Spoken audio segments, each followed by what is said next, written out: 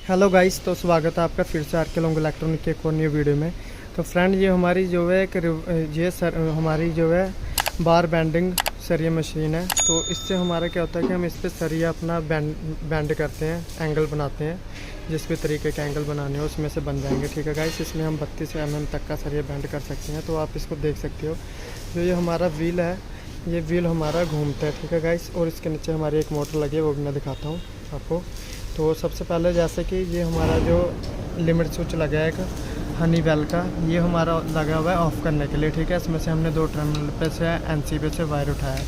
जैसे ही हमारा व्हील घूम के आएगा और ये जो हमारा स्क्रू होगा, जब व्हील घूम के आके स्क्रू इसके यहाँ पे टच होगा इस तरीके से, तो ये ऑफ़ कर देगा। ठीक है, अगर यहाँ से भी अगर इसको रिवर्स घुमाएंगे यहाँ पे इस तरीके से, जब टिक की आवाज़ आएगी तो ये देख सकते हो, ये जो है ऑफ़ हो जाएगी मशीन। ठीक है फ्रेंड, ये ऑफ़ करने के लिए लिमिट स्विच लगाया गया और एक साइड पे हमारा जो है ये लिमिट स्विच लगा है, जिससे कि हम इसको, अगर हमारी मशीन इस तरफ से जा रही है, अगर फॉरवर्ड घूमती हुई आ रही है, और यहाँ पे आके जब मशीन हमने जो नट डाला होगा इस तरीके से, तो ये नट होगा हमारे यहाँ से घूम के आएगी मशीन।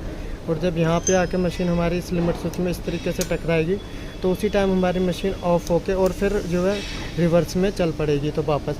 ठीक है गाइस, फिर वहाँ पे जाके वो ऑफ़ हो जाएगी और हमारा एंगल जो है एल एंगल में शेप में बन जाएगा सरिया।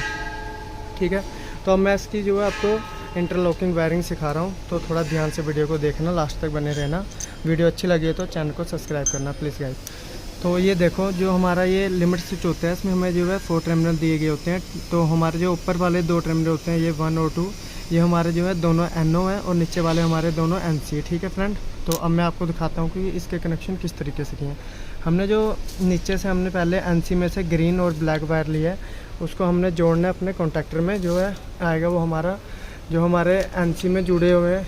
ठीक है गाइस, देखो ग्रीन और ब्लैक, तो ग्रीन को हमने जोड़ना है, जो हमारा कॉन्टैक्टर होगा उसके हमने जो है NO पे जोड़ देना ऊपर। ठीक है गाइस, और NO से जो हमारा फिर जाएगा लिमिट स्विच में, यहाँ पे आ गया NO, और यहाँ से जब ये घूम के फिर दोबारा वापस आएगा, तो अब इसको हमने जो वापस आएगा इसके अंदर से ब्लैक, तो वो हमने जो है अपना कॉइल पे जोड़ देना है, जैसे कॉन्टैक्टर की A1 पे जोड़ देना है। यहाँ पे देख सकते हो आप, ये जुड़ा है। इसका मतलब ये है कि जब हमारा होल्डिंग सिस्टम होता है, जैसे कि हमने होल्ड करने के लिए कॉन्टैक्टर के ऊपर से वायर को उठाया हुआ है, और वो हमारा यहाँ पे जुड़ के जब हमारे इसमें से फिर सप्लाई वहाँ से घूम के लिमिट स्विच से आके A1 को मिलेगी, तो कॉन्टैक्टर हमारा जो है एक होल्ड हो जाएगा। जैसे हमारी उसमें जो वो लगेगा, उसमें आके हमारी नट लगेगा, वो जैसे ऑफ होके फिर रिवर्स घूमेगा और दोबारा वो होल्ड कर लेगा। ठीक है, तो जो हमारे NO के वायर हैं 2, वो हमने जो है एक ब्लैक जो है हमने डायरेक्ट सप्लाई जोड़ देनी है फेस। ठीक है, और दूसरा जो हमने उसका जोड़ना है वो हमने रिवर्स वाले में जोड़ देना है, कॉन्टैक्टर के नीचे जो हमारी NO में से आ रहा होगा स्विच में से।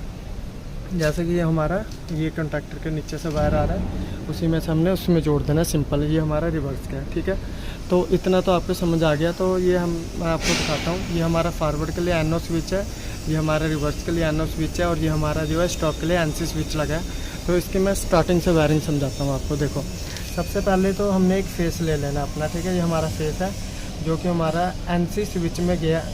ये जो हमारा एक वायर हमने जोड़ा है, ये हमारा NC लिमिट स्विच से, फिर वहाँ से जो रिटर्न आया है ब्लैक, उसमें जोड़ के हमने ये ले लिया। ठीक है, हमारी सप्लाई जो है लिमिट स्विच से आ रही है होती हुई, अगर वहाँ से ऑफ हो जाए तो वहाँ से भी ऑफ हो सकती है जैसे। ठीक है, तो अब इसी फेस में से हमने एक वायर उठा के हमने अपने NC स्विच के नीचे पे लगा दी है 1 पे, और वहाँ से 2 से हमने उठा के जो हमने 3 नंबर पे NO पे और दूसरे के 3 नंबर NO पे, दोनों पे दे दिए। मतलब कि फेस अब इन दोनों में आ रहा है इसके थ्रू होके। NC हमारा जो है नॉर्मल क्लोज होता है, तो इसमें से फेस डायरेक्ट यहाँ पे आ गया। ठीक है, NO मतलब कि नॉर्मल ओपन होता है, इसको जब हम दबाते हैं चलता है, छोड़ते ही बंद हो जाएगा।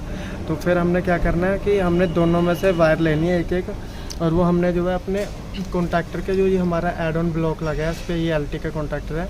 ठीक है, तो इस पर एड ऑन ब्लॉक पे हमने जो है जो हमने NO के नीचे से उठाई है 4 नंबर से, एक हमने इसमें जोड़ देनी है।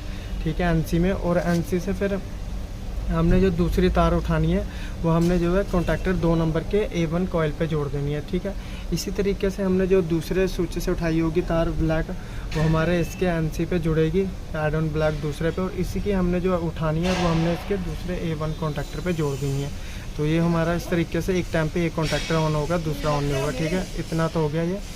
और अब क्या करना है, अब जब हम इसको दबाएंगे स्विच को, जैसे कि हम अब इस चीज़ को ऐसे होल्ड करेंगे तो मशीन चलेगी हमारी, और छोड़ते ही मतलब कि बंद हो जाएगी, होल्ड नहीं करेगी।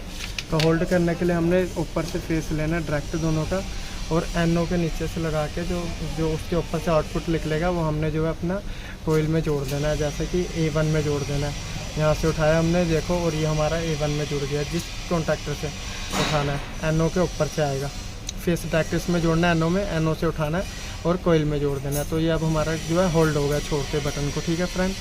और ये वाला हमारा जो है लिमिट स्विच में गया, इसलिए हमने यहाँ से जो इसके ऊपर से NO में आया हमारा वहाँ से फेस, और यहाँ से जाएगा ये घूम के उस लिमिट स्विच के द्वारा होल्ड करेगा, ठीक है फ्रेंड। तो इसमें ये एक हमारा PPN लगा होता है। तो आई होप कि ये आपको जानकारी अच्छी लगी होगी। अभी ये हमारी इंटरलॉकिंग वायरिंग है, मैं आपको इसकी जो है एक मेन वायरिंग भी समझा दूँगा।